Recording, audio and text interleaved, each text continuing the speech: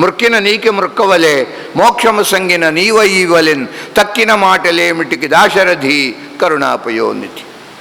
అది శరణాగతి, కార్పణ్యం, దీనత్వం. సో కథ వింటానికి వచ్చేటప్పుడు కూడా అంత దీనంగా రావాలి, వినయంగా, విధేయతతో.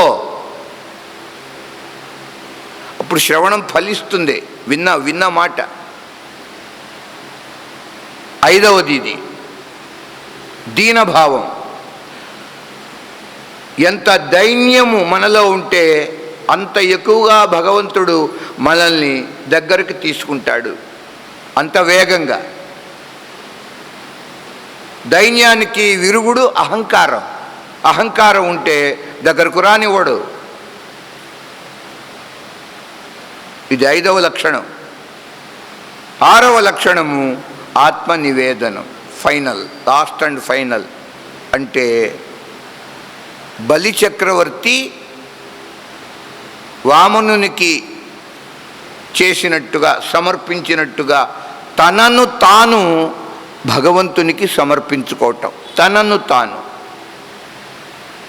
ఆత్మ నివేదనం అని పేరు.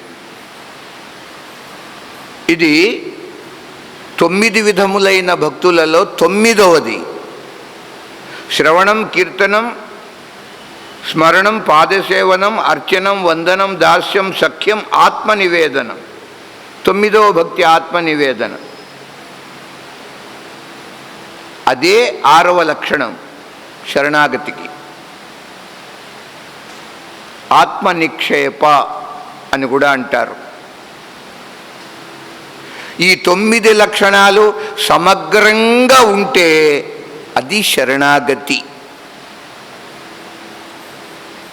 ఇంత తత్వము ఆ శరణాగతి అన్న మాటలో ఇమిడి ఉంది.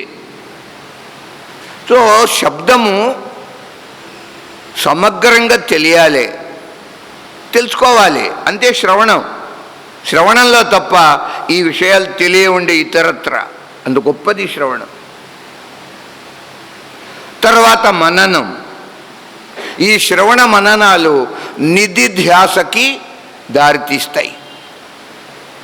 నిధిధ్యాస అంటే ధ్యానము, నిలుకడ చెందటం, ధారణ. ఆ విధంగా విభీషణుడు శరణాగతి చేయబోతున్నాడు. రామచంద్రుని దగ్గరకు బయలుదేరి ఆకాశ మార్గంలో వస్తున్నారండి. ఏముంది మనసులో? అస్మాకం సాధనం